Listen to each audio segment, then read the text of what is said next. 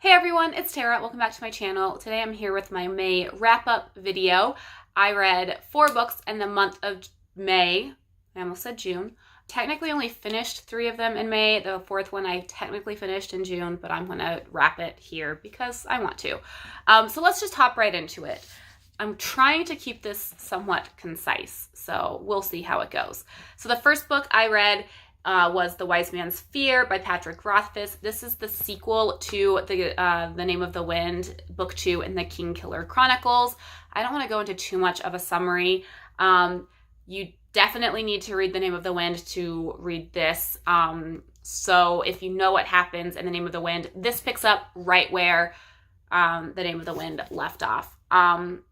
You're still following Kvothe as he's in university and on his quest to find the Chandrian. So the main complaint that people have of The Wise Man's Fear is that it meanders, and I disagree with that. I think there are times when it drags on a little bit, but I think every part of Kvothe's journey in this book do add to the overall plot of the story.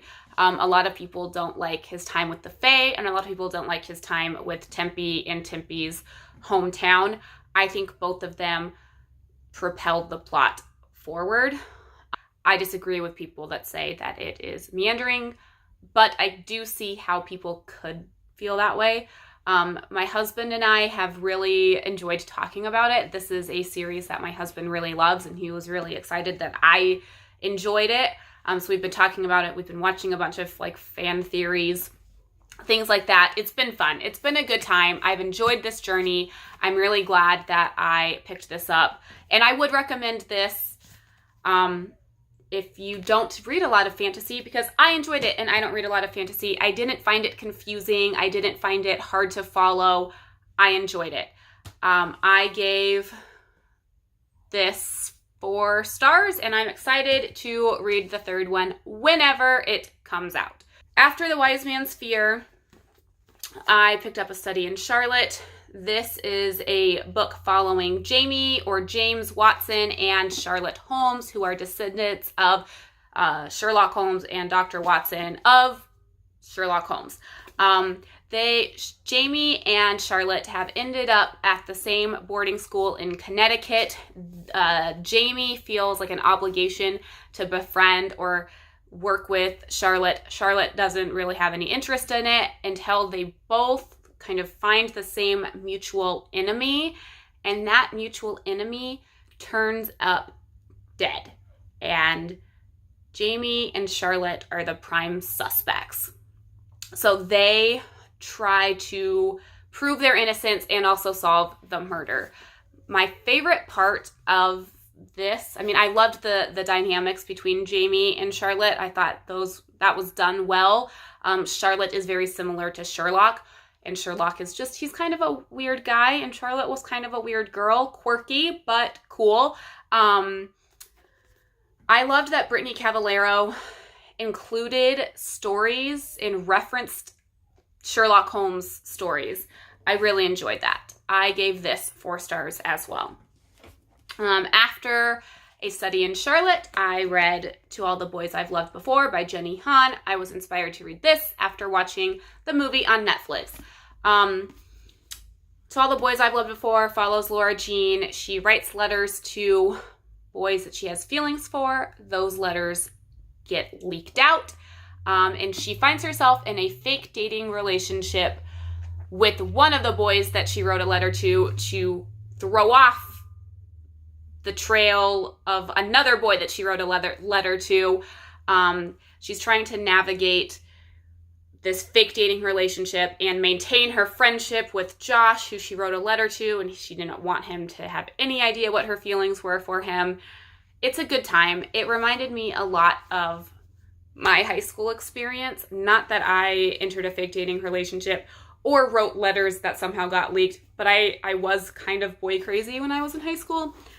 And I wrote about a lot of those boys in my journals, and if my journals ever got leaked out, I would have been mortified. So this brought back some of those feelings of just being giddy and just overly infatuated with boys. So I could definitely relate to Laura Jean and having that outlet to write was important to me, and you could tell that it was important to Lara Jean. I'm excited to continue on with this series. I gave this 4 stars, I'm pretty sure. Then I read Every Breath. I technically finished this in June, by Nicholas Sparks. This one I gave 3 stars. It was not my favorite Nicholas Sparks book. I have some feelings about it. It's been almost a week, and I'm still trying to wrap my head around how I feel about this book.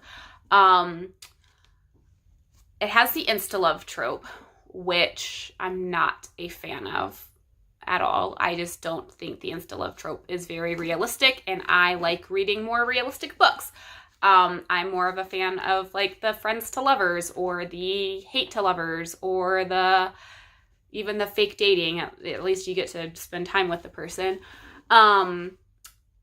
This book follows True, who is a safari guide from Zimbabwe. He is in South Carolina to meet his biological father.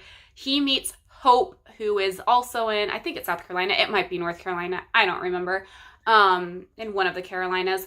He meets Hope on the beach. Hope is visiting her family's summer home for the wedding of one of her friends from college, I believe. She is in an on-again, off-again relationship, and it is currently off.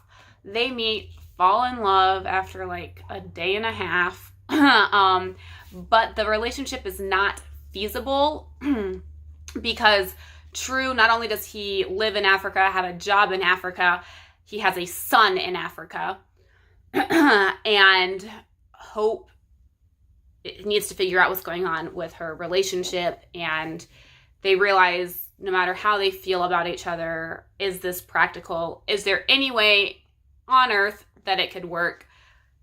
Yeah, and then there is a flash forward, like at the end of the book, to 20 years later.